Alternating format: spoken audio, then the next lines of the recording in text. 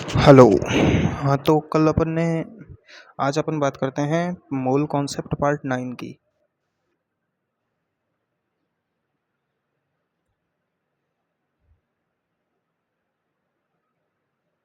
अपन आ गए हैं अपन mole concept part 9 पर, है ना।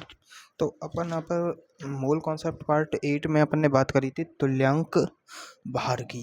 तुल्यांकी भार की बात करी थी अपन ने मोल कॉन्सेप्ट के पार्ट 8 में।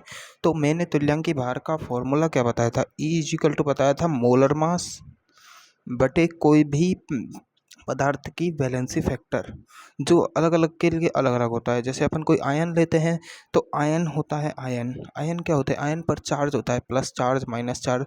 तो उस आयन का मोलर मास बटे उसका आवेश, ये उसका हो जाएगा तुल्यांक भार। यदि कोई अपन तत्व लेते हैं तो तत्व की संयोजकता होती है ना, संयोजकता की, वो त्रिसंयोजी तत्व है, द्विसंयोजी तत्व है, एकल संयोजी तत्व है। तो उस हिसाब से जैसे मोलर मास बटे उसकी संयोजकता, ये उसका तुल्यांक भार हो जाएगा। अगर कोई अपन अपन जैसे अम्ल क्षार लेते हैं, कोई अम्ल लेते हैं तो अम्ल का मोलर मास बटे उसकी क्षारकता, अम्ल की क्षारकता या एन फैक्टर।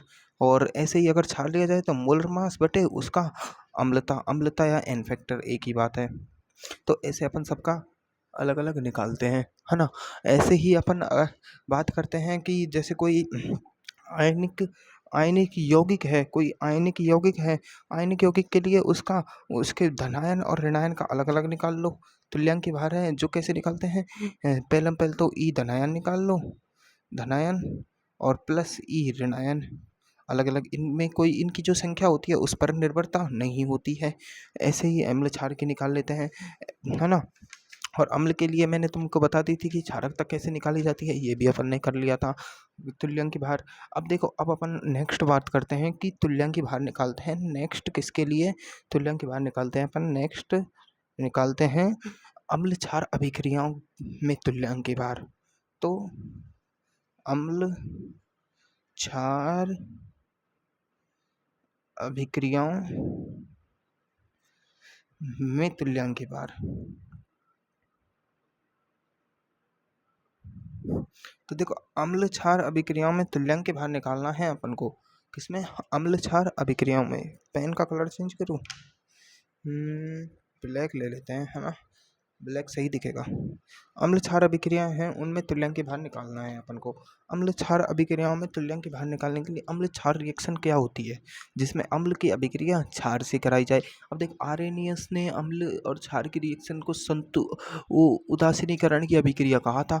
मतलब जो अम्ल की अभिक्रिया अगर क्षार से कराई जाए तो लवण का निर्माण होता है, और जो लवण होता है वो अभिक्रिया को संतुलित कर देता है, उदासीनीकरण अभिक्रिया होती है ना। ये अपन केमिकल इक्विलिब्रियम में पढ़ेंगे कि उदासीनीकरण अभिक्रिया क्या होती है ना। पूर्णतः उदासीनीकरण होता है। अब देखो, जल का निर्माण होता है तब उदासीनीकरण अभिक्रिया होती है। तो देखो, पहली रिएक्शन लेते हैं अपन, जैसे H2SO4 प्लस NaOH। अब देखो, ये एक अम्ल है, ये एक क्षार है। अब इसकी रिएक्शन कराएंगे तो क्या बनेगा। अब देखो, H है जो, ये कैसे टूटेगा, H plus plus SO4 minus. अब देखो, ये HSO4 माइनस में टूट रहा है, ये पूर्णतः नहीं टूट रहा है, एक बार ही टूट रहा है। अब देखो, इससे बन रहा है NaHSO4 बनेगा पहले पहल, फिर इसके साथ बनेगा H2O, ये बन गया, है ना। अब देखो, इस रिएक्शन में अपन बात करें, इस रिएक्शन की अगर अपन बात करें तो इसमें देखो, ये यहाँ से एक HSO4 बना है, एक बना है HSO4 माइनस, और प्लस बना है H प्लस, ये टूटा है Na plus plus OH minus, ऐसे टूटा है। इसने इसके साथ रिएक्शन कर ली, इसने इसके साथ रिएक्शन कर ली, ये बन गया और ये बन गया, वाटर और NaHSO4 बन गया। अब अपन इनका तुल्यांक भार निकालें, इनका तुल्यांक भार निकालना है अपन को। इनका तुल्यांक भार निकालने के लिए अपन क्या करते हैं, देखो, ये इसमें इसने कितने H प्लस दिए हैं, अम्ल ने एक H प्लस। तो H2SO4 का भार कितना होता है, H2SO4 का मोलर मास होता है 98 बटे अम्ल कितना दिया है इसने, एक दिया है, एक। तो इसकी क्षारकता यहाँ पर कितनी है, एक। तो क्षारकता यहाँ काम आती है, यहाँ एन फैक्टर काम नहीं आता। एन फैक्टर तो इसका 2 ही है, लेकिन क्षारकता एक है, क्योंकि ये H प्लस दान कितना कर रहा है, ये एक, इस रिएक्शन में। इसमें OH माइनस कितने दे रहा है, एक। NaOH का भार कितना होता है, 40। अब ये मोलर मास निकालना नहीं सिखाऊंगा मैं बिल्कुल भी, क्योंकि ये तो आता है। अब ये 40/1, तो ये इनका वो हो जाएगा।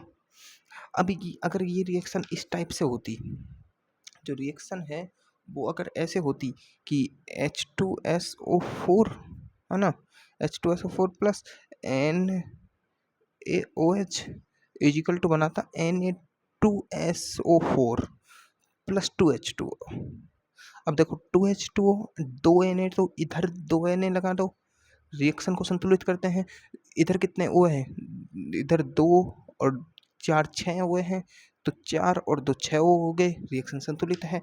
एक एक चीज़ को कैलकुलेट कर लेते हैं, यहाँ पर 2 लगाना पड़ेगा अपन को। अब देखो मैंने क्या बोला, तुल्यांक की बाहर में इनका कोई रोल नहीं होता, संख्या से कोई मतलब नहीं होता है। अपन देखो ये कितने दे रहा है, ये 2H प्लस दे रहा है, तभी तो 2H2 बने रिएक्शन के हिसाब से, तो इसका हो जाएगा 98/2 तुल्यांक की बाहर। इसका कितना हो जाएगा, इसने तो अभी भी एक H प्लस एक OH माइनस दिया, तो इसका 40/1 ऐसे ऐसे निकालते हैं इनका। अब देखो अलग अगली रिएक्शन लेते हैं। अगली देखो, अगला क्या बोला है सर ने कि H3PO4 व NaOH की अभिक्रिया में H3PO4 का तुल्यांकी भार है। अब देखो सर ने क्वेश्चन बोला है, क्वेश्चन क्या बोला है कि H3PO4 व NaOH की करा दो रिएक्शन। इनकी क्या कराएंगे, रिएक्शन। इनकी करा दी अपन ने रिएक्शन, तो उसमें H3PO4 का तुल्यांक के बारे में पूछा है। H3PO4 का अब इक्विवेलेंट ई पूछा है अपन से तुल्यांक के बार। अब ई कैसे निकालते हैं, अब देखो रिएक्शन कराते हैं, और सर ने एग्जाम वो दिए हैं ऑप्शन, ये क्वेश्चन हो गया, इसकी रिएक्शन करा दी और H3PO4 का तुल्यांक के बार पूछा है। एग्जाम्पल है, पहला ऑप्शन दिया है सर ने कि M/1 होगा, दूसरा हो N/2, थर्ड दे दिया M/3 और फोर्थ दे दिया ऑल ऑफ दीज। अब देखो ये क्वेश्चन कैसे करना है अपन को। इस क्वेश्चन को करने के लिए अपन को सिंपल सी बात है, पहले H3PO4 व NaOH की रिएक्शन कराते हैं है ना। अगर देखो सर ने क्या बोला है कि एक एग्जांपल एक और दिया है इसका, एक या ऑप्शन ऐसे भी आ सकते हैं कि पहला दे दिया M/1, दूसरा दे दिया M/2, तीसरा दे दिया M/3 और चौथा दे दिया M/4, ऐसे ऑप्शन दे दिए तो क्या होगा, और ऐसे दे दिए तो क्या होगा। तो अपन को इसके लिए अपन को देखो H3PO4 का मैंने तुम्हें क्षारकता बताई थी पिछली बार, तो इसका H3PO4 की अगर स्ट्रक्चर देखे जाए P, इसमें देखो 4 ओ हैं, 1 2 3 4 ओ लगा दिए है ना। अब इसमें से देख 3 H है, तो 3 H इधर लग जाएंगे और ये डबल बॉन्ड O हो गया, इसकी बैलेंस ही पूरी हो गई। इधर देखो 1 H दे सकता है, 2 H दे सकता है, 3 दे, मैक्सिमम कितने दे सकता है, मैक्सिमम 3 दे सकता है। अब देखो ये निर्भर कर रहा है इस पर, कैसे, अब देखो अपन इसकी रिएक्शन कराएं H3PO4 की, अभी इसका एक मोल लिया गया और इसका भी एक मोल ले लिया अपन ने NaOH, तो ये कितना देगा, ये सिर्फ एक ही देगा, क्या देगा, एक ही बनाएगा, और ये बनाएगा NaH2PO4 प्लस H2O। अब इसने यहाँ पर एक H plus plus H2PO4 minus बना दिया। अब इस रिएक्शन में इसका तुल्यांक की बार कितना हो जाएगा, M/1 है ना। इसमें इसमें इसका M/1 हो गया। अगली रिएक्शन H3PO4 और इसने 2 NaOH से रिएक्शन कर ली एक साथ। अब इसमें लिमिटिंग फैक्टर ये कम कर रहा है ना, ये कम है तो ये एक ही दे रहा है। अब इसने इसके 2 अणु लिए तो बन जाएगा Na2HPO4 प्लस 2H2O। अभी इसने यहाँ पर 2H प्लस दिए प्लस एक HPO4 माइनस 2 बना दिया है ना, ये बना दिया है ना। अब इधर हो जाएगा इसका M/2। ऐसे ही अगली रिएक्शन है H3PO4 प्लस 3 NaOH से रिएक्शन करा दी अपन ने है ना, 3 NaOH से रिएक्शन करा दी तो क्या बन जाएगा Na3PO4 प्लस 3H2O। इधर इसने 3H प्लस प्लस PO4 का -3 बना दिया। अब तो इधर इसका कितना हो जाएगा, इसका हो जाएगा एम बाई, इसने 3h+ दिया है तो 3 m/3, यहाँ 2 दे रहा है तो m/2, यहाँ 1 दे रहा है तो m/1। अब देखिए ये सब दे सकता है, m/1 भी दे सकता है, m/2 भी दे सकता है, m/3 भी दे सकता है।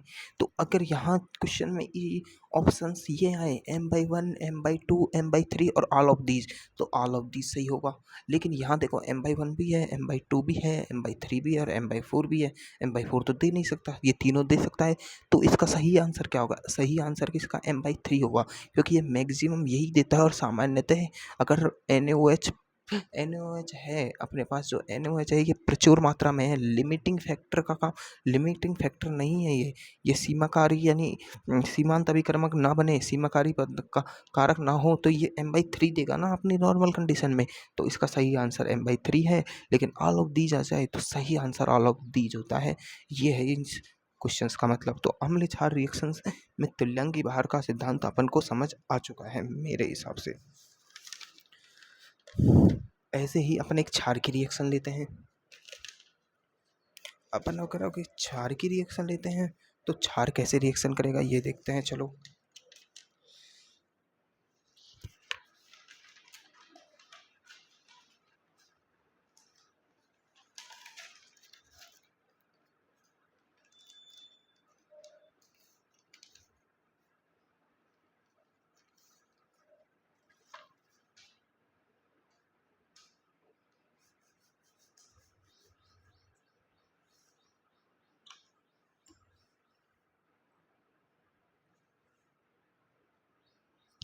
देखो क्षार लेते हैं अपन, क्षार ले लिया जैसे अपन ने CaOH का ऑल ट्वाइस, इसका क्या नाम है, कैल्शियम हाइड्रोक्साइड। अब देखो कैल्शियम हाइड्रोक्साइड की रिएक्शन कराते हैं अपन HCl से, HCl से अपन ने रिएक्शन करा दी। HCl से रिएक्शन कराएंगे तो पहले क्या बनाएगा, अगर ये एक OH आयन, एक OH माइनस दे, अगर ये एक OH माइनस देगा तो क्या बनेगा CaOH, है ना, और Cl और प्लस H2O। अब इसने कितना दिया है, एक OH, तो इसका m/1 हो गया यहाँ पर, है ना। अगर नेक्स्ट रिएक्शन देखी जाए, अगर रिएक्शन में CaOH प्लस HCl 2HCl लिए जाए तो ये दे देगा CaCl2।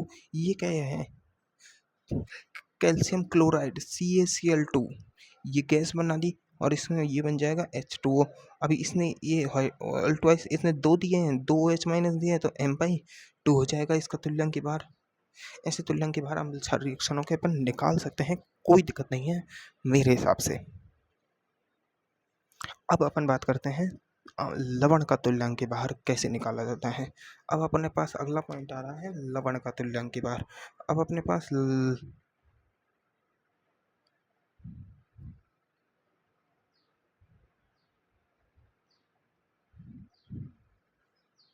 अब अपन बात करते हैं लवण का तुल्यांक भार की।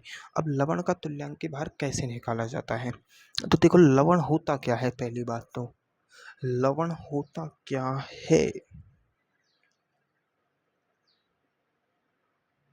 लवण बनता कैसे है। लवण बनता है अम्ल क्षार रिएक्शन से। कैसे बनता है, अम्ल क्षार रिएक्शन से लवण हमारा है जो बनता है। अब लवण बनता है तो लवण में क्या होते हैं, लवण जैसे ये अपने पास CaCl2 है, ये एक लवण ही है, ये एक साल्ट है ना। NaCl ये एक साल्ट है। कैसे बना, ये बना NaOH प्लस HCl की रिएक्शन कराने से अपने पास बना, ये एक क्षार है, ये अम्ल है, इसकी रिएक्शन से NaCl बना, है ना। तो ये कैसे बना, एक अम्ल और एक क्षार की रिएक्शन से। ऐसे भी अपने पिछली वाली रिएक्शंस में जो भी बनाए NaHCO, जो भी Na3PO4, ये सब लवण है ना। लवण हमेशा प्रबल प्रबल होते हैं, प्रबल यानी ये पूर्णतः विघटित होते हैं, पूर्णतः विघटित होते हैं। जो इलेक्ट्रोलाइट होता है ना लवण का, वो पूर्णतः विघटित होता है। अल्फा बराबर 1 होता है लवण के लिए। मैं बहुत सी बातें बता रहा हूँ लवण के लिए। तो अब लवण में अगर इधर देखा जाए लवण में, तो यहाँ पर देखो Na+ है और एक Cl- है, तो एक तो धनायन है एक ऋणायन है। तो लवण का तो अब अपन जैसे आयनिक यौगिक और तुल्यांक भार निकालते थे, ऐसे ही लवण का निकालेंगे। ई बराबर कैसे निकालेंगे, ई धनायन का प्लस ई ऋणायन का, और ऋणायन और धनायन का निकालना अपन को आता है। और और अपन को देखो, अगर लवण का अपन को मोलर मास दे दिया, जैसे लवण का मोलर मास दे दिया ये मोलर मास दे दिया, तो अपन कैसे निकालेंगे? बटे में लेंगे कुल आवेश, कुल आवेश, कुल आवेश। कैसे? कुल आवेश कैसे लेंगे अपन? कुल आवेश जिसमें क्या हो सकता है, बटे कुल धनावेश हो सकता है, कुल धनावेश या कुल ऋणावेश, ऐसे। या तो अपन अलग अलग निकाल लें, ये तरीका है आयनिक यौगिक की तरह। आयनिक यौगिकों को निकालते हैं ना, सेम वैसे ही है आयनिक यौगिकों की तरह। ये अलग तरीका है, अगर उसका मोलर मास दे दिया तो उस पर कुल धनावेश है या फिर कुल ऋणावेश है, ऐसे निकाल सकते हैं अपन। चलो एग्जांपल्स देखते हैं। अपन देखो, एक लवण लिया अपन ने, एग्जांपल पिछली रिएक्शंस का ही लवण है Na2SO4। ये पिछली रिएक्शन बनाया था अपन ने NaOH और H2SO4 की रिएक्शन से, है ना। ये एक लवण है। अब लवण, अब देखो इसमें निकाल देखते हैं, तो इसका ई निकालते हैं अपन। ई निकालेंगे तो देखो Na2SO4 निकालेंगे अपन, तो देखो ये कैसे टूटता है, Na plus 2Na plus plus SO4 minus 2, तो ई Na प्लस। अब देखो मैंने क्या बोला, नंबर्स का कोई मतलब नहीं है, नंबर्स से अपन को कोई मतलब नहीं है, नंबर्स से कोई मतलब नहीं है ना, नंबर्स से अपन को कोई मतलब नहीं है ना। हाँ, और फिर इसका ई, और ई H2 वो SO4 माइनस 2 का ऐसे निकाल सकते हैं। कैसे निकालेंगे? देखो ई Na का कितना हो जाएगा, Na का कितना होता है 23, कितना है Na पर चार्ज, एक। आयनिक यौगिक की तरह निकाल रहे हैं तो चार्ज आएगा बटे में, और SO4 का परमाणु पर वो कितना होता है 96/2, है ना। ये हो जाएगा, टोटल कर लो, ये 23, ये हो जाएगा 4 और 8 48 प्लस 1, ये कितने हो जाएगा 8 1 7 71 हो जाएगा। ऐसे निकाल सकते हैं। अब अपन इसका निकालते हैं कि अगर अपन को इसका मास दे रखा है, मोलर मास, ये वाला तरीका भी तो है मोलर मास वाला, तो निकालते हैं। देखो Na2SO4, ठीक है, ये है अपने पास, है ना। अब इसको तोड़ते हैं, तो क्या बनेगा, Na plus 2Na plus plus SO4 minus 2। अब देखो टोटल आवेश कितना है, इस पर आवेश कितना है, इस पर +1 है और दो से मल्टीप्लाई हो रहा है, तो +2 आवेश तो इधर है, और प्लस -2 आवेश इतना है ना। -2 आवेश इतना है, तो देखो अपन को क्या लेना है, या तो कुल धनावेश ले लो या कुल ऋणावेश ले लो। अपन ले लेते हैं धनावेश ले ले चाहे ऋणावेश ले ले, बात एक ही है, दोनों बराबर है ना। तो एक चीज़ ले लेते हैं, जैसे अपन ने धनावेश ले लिया, धनावेश ले लो या फिर ऋणावेश ले लो, बात एक ही है। अब ई बराबर हो जाएगा m/, अब m इसका मोलर मास हो जाएगा, मोलर मास अपन को बताना चाहिए m/। अब इसका धनावेश लेते हैं तो 2, ऋणावेश लेते हैं तब भी mm/2, बात इतनी सी है। इसका टोटल का मोलर मास कितना होता है 142 होता है, तो 40/2 ये आ जाएगा 71। आ गया सेम, ये दोनों से सेम ही आंसर आएगा, आंसर इन दोनों से सेम ही आएगा, है ना। इन दोनों से आंसर सेम ही आएगा। अगला एग्जांपल लेते हैं अपन, देखो Al2SO4 का होल थ्राइस। अगर अपन बात करते हैं Al2SO4 का होल थ्राइस की, ये कैसे टूटता है, ये टूटेगा 2Al plus plus SO4 minus 2। अब देखो 2Al प्लस 3 होता है ये, और ये 3 टाइम्स। अब देखो अपन अगर ई धनायन और ऋणायन के हिसाब से ले, तो ई इसका धनायन कितना होता है, इसका धनायन कितना होता है, इसका देखो धनायन ऋणायन के हिसाब से कर लो या फिर प्लस चार्ज के हिसाब से कर लेते हैं। इसका चार्ज कितना है टोटल, इसका चार्ज कितना है 3 दूनी का 6 प्लस में, और इसका कितना है माइनस में 6, तो ये ले लो या ये ले लो, इसका हो जाएगा m/6। आ गया आंसर m/6। उसके हिसाब से भी कर सकते हैं अपन, ई धनायन का जोड़ दो प्लस ई ऋणायन का जोड़ लो, आ जाएगा उससे भी आराम से। इसका कितना हो जाएगा, एल्यूमिनियम का मास कितना होता है, एल्यूमिनियम का मास बटे उसमें लग जाएंगे +3, प्लस इसका हो जाएगा SO4 का मास m2, ये m1 है ना, बटे ये इसका कितना है 2, इन दोनों को जोड़ेंगे तब भी m/6 आएगा, देख लेना आराम से।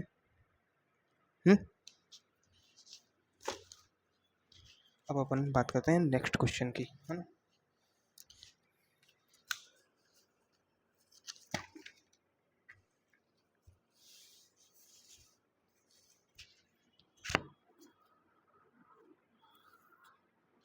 देखो, मोहर लवण का द्रव्यमान m है तो तुल्यांकी भार होगा। अब मोहर लवण क्या होता है? मोहर लवण होता है फेरस अमोनियम सल्फेट। क्या होता है मोहर लवण? देखो,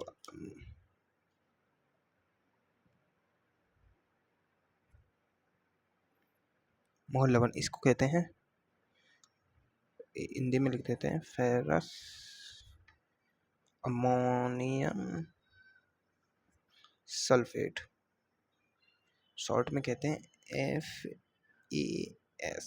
क्या कहते हैं? FAS, ferrous ammonium sulphate. अब इसको फॉर्मूला क्या होता है? देखो, अमोनियम आ रहा है, सल्फेट आ रहा है। सल्फेट क्या होता है? सल्फेट होता है SO4। अमोनियम क्या होता है? NH4, है ना। फेरस क्या होता है? Fe। फेरस अमोनियम सल्फेट, दोनों में सल्फेट है तो ये FeSO4, FeSO4 डॉट H2O का होल ट्वाइस SO4, क्योंकि जो अमोनियम होता है वो NH4 प्लस होता है अमोनियम। अब Fe फेरस में क्या होता है? Fe+2 होता है।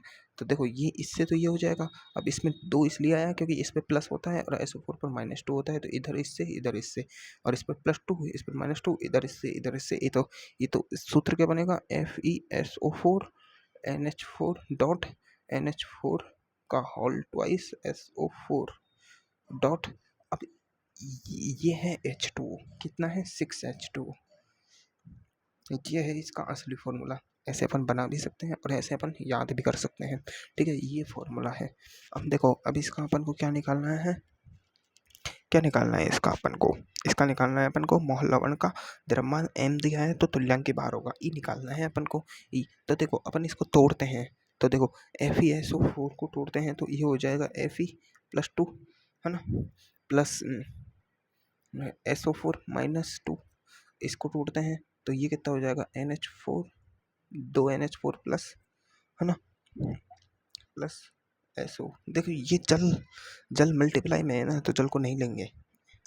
SO4 -2। अब देखो कितने हैं SO4? 2 हो गए SO4, तो 2 SO4 अलग से लिख सकते हैं या फिर एक एक लिख सकते हैं अपन। अब देखो, इसका हो गया +2, है ना, इसका +2, और इसका कितना हो जाएगा? इसका भी +2, क्योंकि देखो इस पे +2 है, इस पे 2 है, तो इसका +2, इसका +2। तो अपन प्लस के हिसाब से कर सकते हैं, E बराबर m/4 लिख सकते हैं, कोई दिक्कत नहीं है। लेकिन अगर माइनस के हिसाब से करें तो इधर देखो -2, इधर -2, तो दो बार है तो m/4, माइनस के हिसाब से भी m/4 आ रहा है। तो अब पोटास एलम का मोलर द्रव्यमान m है तो उसका तुल्यांकी भार। अब देखो, पोटास एलम को अपन फिटकरी भी कहते हैं। अब फिटकरी का सूत्र क्या होता है? इनके सूत्र याद होने चाहिए, ये काम आते हैं। जो चीज़ याद करने की है वो याद होनी ही चाहिए। पोटास एलम का क्या है? K2SO4 dot Al2SO4, Al2SO4। अब देखो, Al2SO4 आ रहा है। अब देखो, Al पर +3 होता है, इस पर -2, इधर ये गया तो 2, इधर ये जाएगा तो 3, Al2SO4 डॉट 24H2O। ये इसका सूत्र होता है। अगर इसको देखो अपन तोड़े तो कैसे टूटेगा? K प्लस का 2 2 बार, है ना, और Al है, और प्लस Al है 2 +3 पर, है ना, और SO4 कितने हैं? 3 और एक 4, 4 SO4 -2। अब देखो, 3 2 दूनी 4, इसका तो 2 इस पर +1 होता है ना, K प्लस पे, तो 2 प्लस का और इधर +6, तो हो जाएगा m/8। इधर कितना है? 4 दूनी 8, इसके हिसाब से भी m/8। नेगेटिव पॉजिटिव चार्ज नहीं लेने अपन को। ये अपन फुल वर्क्स के हिसाब से कर रहे हैं, उसके हिसाब से नहीं कर रहे हैं, धनायन ऋणायन के हिसाब से।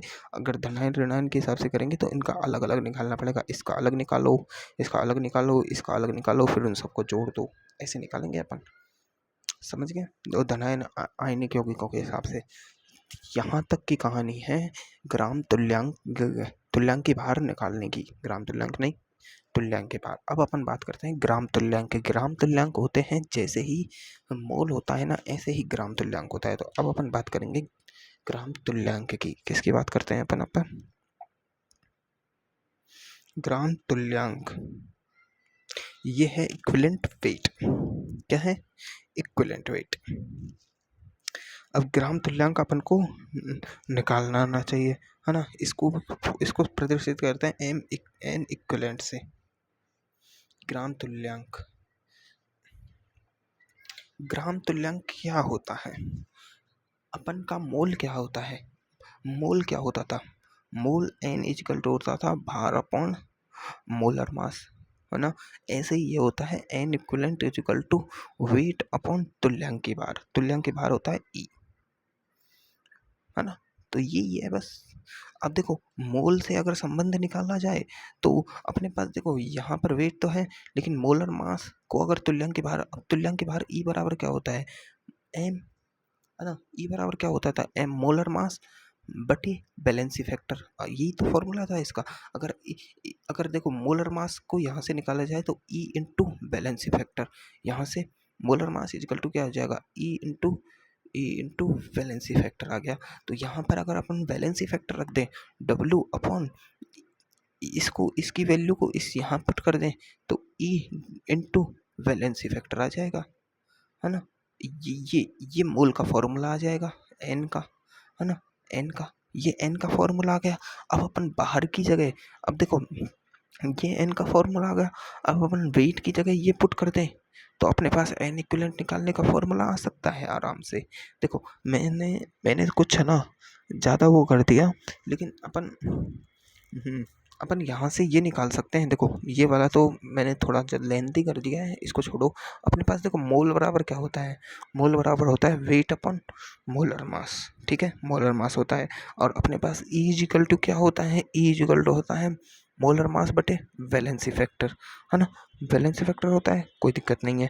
अब अगर अपन E equal to molar mass बटे वैलेंसी फैक्टर पुट करें यहाँ पर पुट करें तो एन इक्विवेलेंट आ जाएगा अपने पास वेट अपॉन मोलर मास, और ये वैलेंस फैक्टर नीचे है तो जाएगा ऊपर, इनटू आ जाएगा वैलेंसी फैक्टर। ये ये एक फॉर्मूला बन गया अपने पास एन इक्विवेलेंट ग्राम तुल्यांक निकालने का, विदाउट विदाउट किसके? तुल्यांक की भार के। तुल्यांक की भार के बिना अपन तुल्यांक ग्राम तुल्यांक निकाल सकते हैं अगर अपन को वैलेंसी फैक्टर पता हो। क्या पता हो? वैलेंसी फैक्टर पता हो।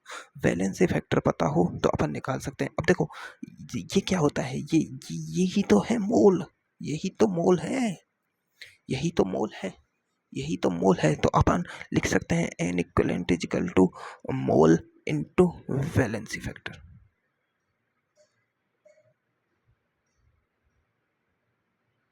मोल इंटू वैलेंसी फैक्टर अपन लिख सकते हैं ना, mole into valency factor. Mole into valency factor का जो फॉर्मूला है ये बहुत ही इम्पोर्टेंट, बहुत ही इम्पोर्टेंट, बहुत ज़्यादा ये 3 स्टार फॉर्मूला है। एन इंटू वैलेंसी फैक्टर, यहाँ से अपन ग्राम तुल्यांक और मोल में संबंध निकाल सकते हैं। ग्राम तुल्यांक और मोल में संबंध निकाल सकते हैं।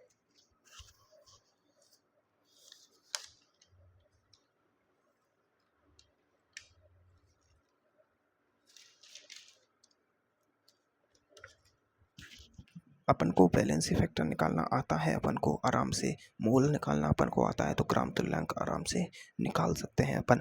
अब देखो अब अपन बात करते हैं, यहाँ से बहुत से क्वेश्चंस होंगे जो अपन बाद में ट्राई करेंगे, पर अब अभी अपन एक चीज़ करते हैं, अपन अभी पढ़ते हैं लॉ ऑफ इक्विवेलेंस। क्या? इक्विवेलेंस, लॉ ऑफ इक्विवेलेंस पढ़ते हैं, तुल्यांक नियम। जैसे मूल अवधारणा होती है ऐसे ही तुल्यांक नियम होता है। जैसे मूल अवधारणा क्या होती थी?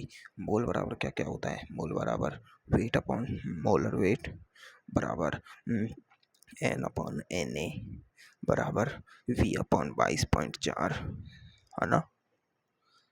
ये सारे चीज़ें, ये सारे फॉर्मूले हैं ना मोल के, ऐसे ही तुल्यांक नियम होता है। तुल्यांक नियम होता है, क्या होता है? तुल्यांक नियम। अब देखो तुल्यांक नियम एक ऐसा कॉन्सेप्ट है जो बहुत बहुत आसानी से समझ आ जाता है, लेकिन इसमें गलतियाँ बहुत कर देते हैं अपन। क्योंकि अपन जैसे मोल निकालने वाला कॉन्सेप्ट पढ़ते थे ना, जैसे मोल कैसे निकालते थे कि कोई रिएक्शन दे दी, उसमें रश्मिकरण मिति गुणांक, इसका एक मोल, इसका एक मोल, इसका ये, और फिर मोल को रश्मिकरण मिति गुणांक से गुणा करो, तभी तो सब कुछ आता था। पर इसमें ऐसा कुछ नहीं है, रसमीकरण में गुणांक का इसमें कोई रोल नहीं होता। अपन कैसे निकालते हैं, देखो अपन बात करते हैं तुल्यांक नियम की। अपन बात करते हैं तुल्यांक नियम की। अब तुल्यांक नियम की अपन अगर बात कर ही रहे हैं, अगर अपन तुल्यांक नियम की बात कर ही रहे हैं, तो अपन अब देखते हैं कि क्या होता है तुल्यांक नियम। तुल्यांक नियम क्या होता है कि किसी भी अभिक्रिया में प्रत्येक क्रियाकारक के समान ग्राम तुल्यांक भाग लेते हैं। ये तो परिभाषा है, लेकिन लेकिन समझे कैसे इस बात को। तो देखो अपन क्या करते थे कि एक रिएक्शन लेते थे, जैसे ए प्लस बी बना रहा है सी प्लस डी, कोई दिक्कत। अपन कैसे करते थे कि इसके एक मोल ले लिया, इसका एक मोल ले लिया, तो इसके एक्स मोल, इसके जीरो मोल अपन पहले करते थे।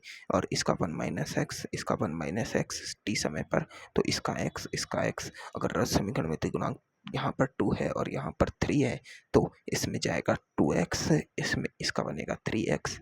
ऐसे ही तो लेते थे। अब इसमें मोल वाले कॉन्सेप्ट में इनका इनका रोल होता था या नहीं होता था। लेकिन ऐसा इसमें नहीं है, ऐसा इसमें नहीं है।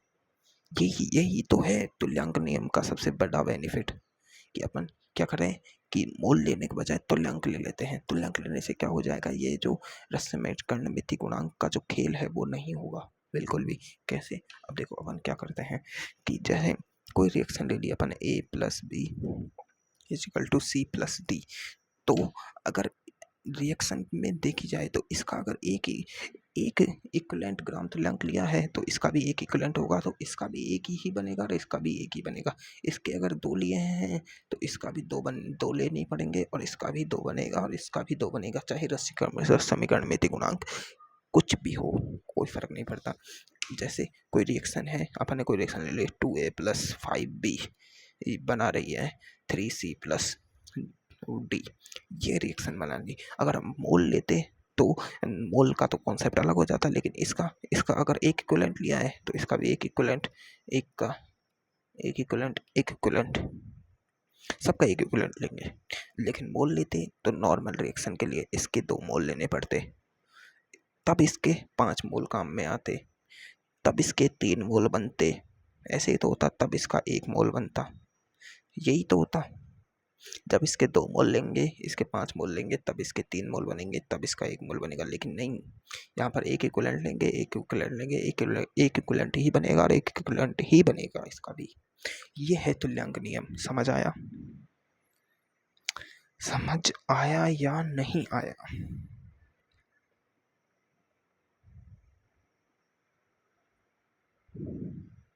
चलो इसको क्वेश्चंस के हिसाब से समझते हैं। अपन को हमेशा क्या करना है, तुल्यांक बराबर करने हैं। क्या करने हैं? तुल्यांक बराबर करने हैं। तो इसको अब समझते हैं।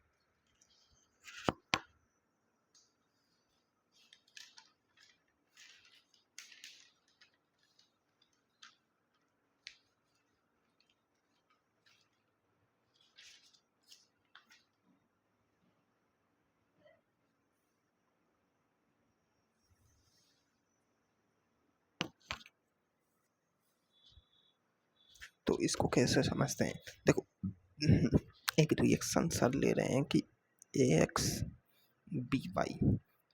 अब ये कैसे टूटता है, ये रिएक्शन कैसे टूटती है? ये रिएक्शन टूटती है और बनाती है कैसे, देखो ये कैसे टूटेगी, ये टूटेगी ऐसे। ए का बनेगा एक्स और चार्ज होगा इस पर प्लस वाई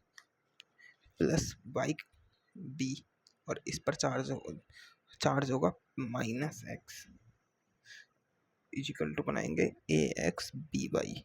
ऐसे बनाते हैं।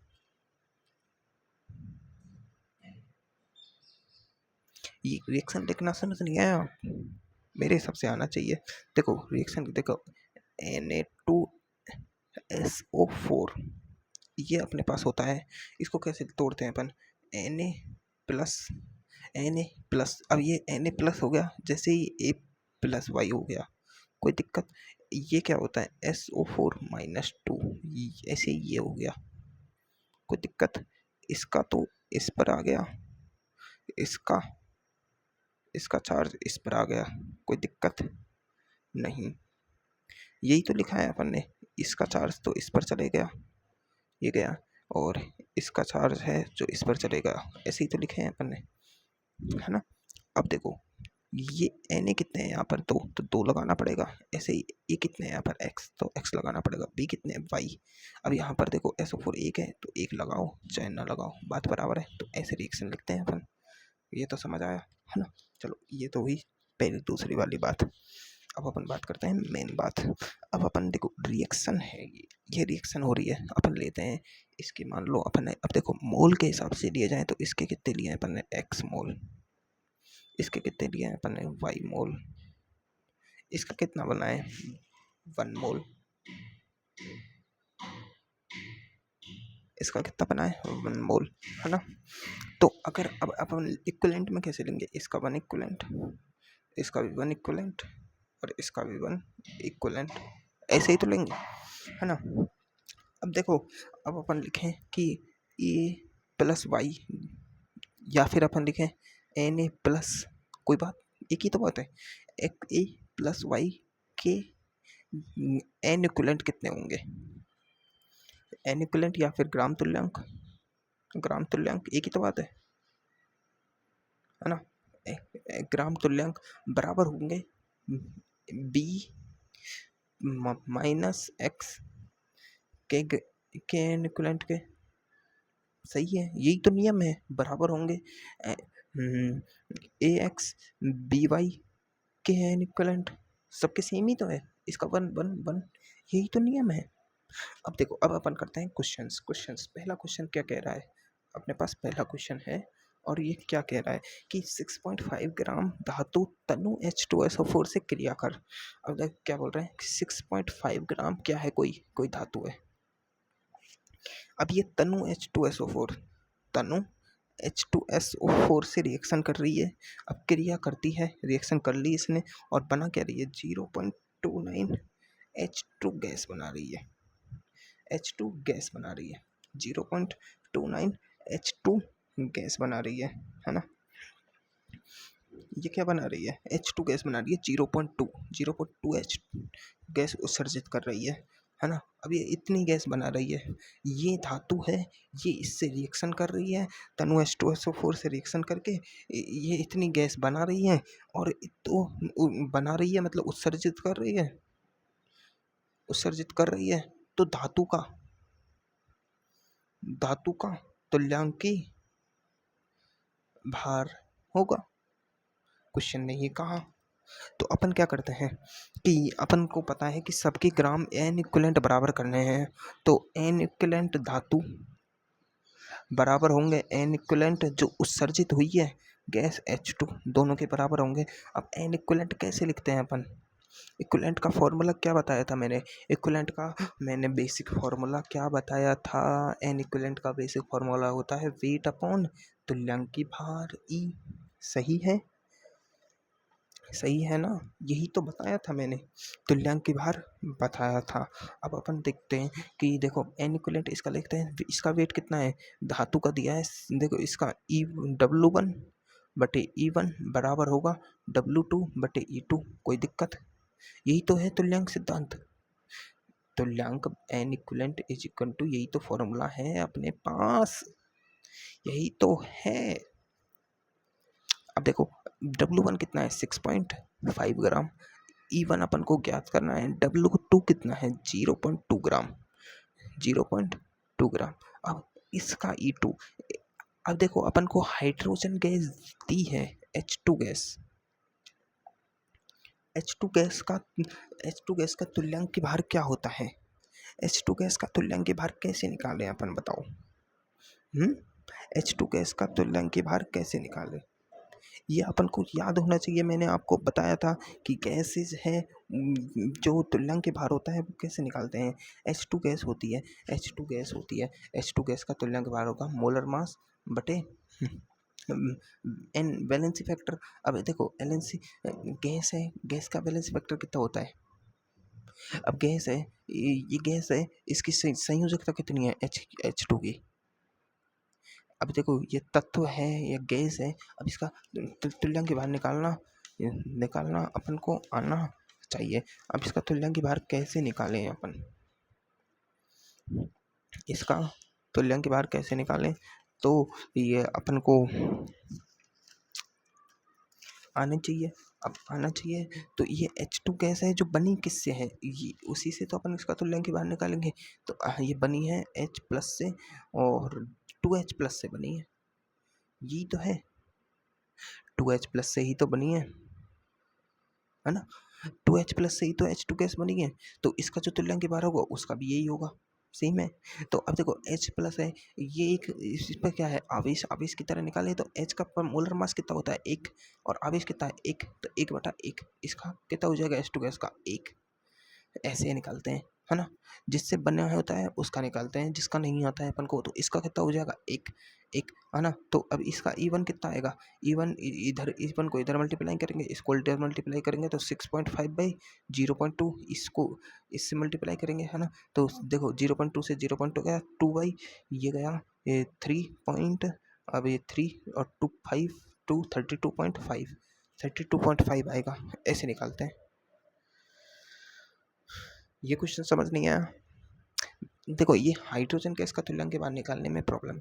देखो 2H प्लस मिलकर ही तो H2 गैस बनाएंगे।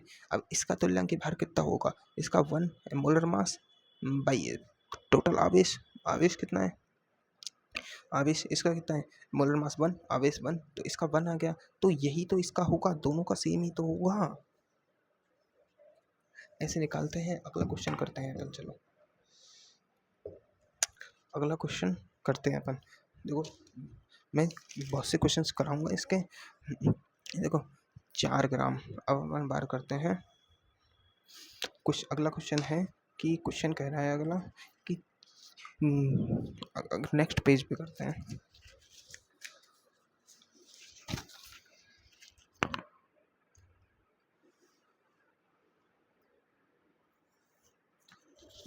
क्वेश्चन कह रहा है अपना 4 ग्राम धातु O2 से क्रिया कर 5.6 ग्राम धातु ऑक्साइड बनाता है तो धातु का तुल्यांक भार होगा। अब देखो 4 ग्राम धातु है, अब जो क्रिया कैसे कर रहा है, O2 से रिएक्शन कर रहा है ना, रिएक्शन कर क्या बना रहा है, धातु ऑक्साइड बना रहा है, क्या बना रहा है, धातु ऑक्साइड, तो धातु का तुल्यांक भार होगा, क्या बना रहा है, धातु ऑक्साइड, यानी धातु ऑक्साइड बना रहा है, तो धातु का तुल्यांक भार होगा। अब देखो किस किस से रिएक्शन हो रही है, धातु की और ऑक्सीजन से, अब इन दोनों का तुल्यांक भार बराबर होगा, इसका तुल्यांक भार है बराबर, जो ग्राम इक्विवेलेंट है बराबर होंगे, इसके बराबर होंगे और इसके भी बराबर होंगे, धातु ऑक्साइड के भी सबके ग्राम इक्विवेलेंट बराबर होंगे। किसी दो का कर लो बराबर, किस किस का अपन आसान लग रहा है, ऑक्सीजन का आसान लग रहा है और धातु का ऑक्साइड, धातु ऑक्साइड कितना, अरे इसमें एक चीज़ और रखे कि धातु ऑक्साइड कितना बना रहा है, ये 5.6 ग्राम धातु ऑक्साइड बना रहा है, कितना बना रहा है, धातु ऑक्साइड बन रहा है 5.6 ग्राम, कितना बन रहा है, धातु ऑक्साइड 5.6। तो देखो धातु ऑक्साइड कितनी है, धातु ऑक्साइड का का वेट है अपने पास 5.6 ग्राम, है ना। धातु का द्रव्यमान, धातु का वेट कितना है अपने पास 4 ग्राम, है ना। ऑक्सीजन का द्रव्यमान कितना होगा, अब देखो ऑक्सीजन का द्रव्यमान कितना होगा, है ना, ऑक्सीजन का द्रव्यमान कितना होगा, धातु ऑक्साइड किससे बना होता है, MgMO, MO2 होता है, MO होता है, MO होता है धातु ऑक्साइड, MO, है ना। और ऑक्सीजन कितना होता है, -2 चार्ज में होता है इसमें, है ना, MO। अब देखो इसमें से धातु ऑक्साइड में से धातु का द्रव्यमान घटाते हैं अपन तो ऑक्सीजन का द्रव्यमान आ जाएगा, तो 5.6 ग्राम में से घटाएं अपन 4 ग्राम तो 1.6 ग्राम लगभग ऑक्सीजन का द्रव्यमान आ गया। अब अपने पास ऑक्सीजन का द्रव्यमान आ गया, है ना, ऑक्सीजन का द्रव्यमान आ गया, तो अपन अब धातु और ऑक्सीजन, धातु और ऑक्सीजन, धातु और ऑक्सीजन बराबर कर देते हैं, तो धातु के ग्राम इक्विवेलेंट N इक्विवेलेंट बराबर होंगे ऑक्सीजन के एन इक्विवेलेंट क्या होता है, W1/E1 बराबर W2/E2, है ना। अब W1 कितना है धातु का कितना है 4 ग्राम बटे E1 अपन को ज्ञात करना है। ऑक्सीजन का कितना है 1.6 ग्राम। E2 कितना होता है ऑक्सीजन का, E2 कितना होता है, ऑक्सीजन क्या होता है, ऑक्सीजन होता है O, ओ, ओ होता है ऑक्सीजन। ऑक्सीजन पर आवेश कितना होता है +2। ऑक्सीजन का भार कितना होता है 16 मोलर मास, आवेश कितना है +2, तो 2 8 आ गया ना, यही तो है ऑक्सीजन का, है ना। तो यही है, बस लिख दो 8, कितना आ जाएगा, ये आ जाएगा 0.2 0.2 आ रहा है ना, 0.2। और ये आ जाएगा कितना, ये E1 बराबर जाएगा 4 बटे, इधर चल जाएगा ये 0.2, इधर 40 20 आ रहा है। कोई दिक्कत, कोई दिक्कत मेरे हिसाब से नहीं होनी चाहिए। अब अपन बात करते हैं अगले क्वेश्चन की। अगला क्वेश्चन क्या कह रहा है, अगला क्वेश्चन क्या कह रहा है कि देखो, अगला क्वेश्चन है, एक धातु ऑक्साइड में द्रव्यमान के अनुसार 40% ऑक्सीजन है, तो धातु का तुल्यांकी भार होगा। क्या है, एक धातु ऑक्साइड है, धातु ऑक्साइड में द्रव्यमान के अनुसार, धातु ऑक्साइड में द्रव्यमान के अनुसार 40% ऑक्सीजन है,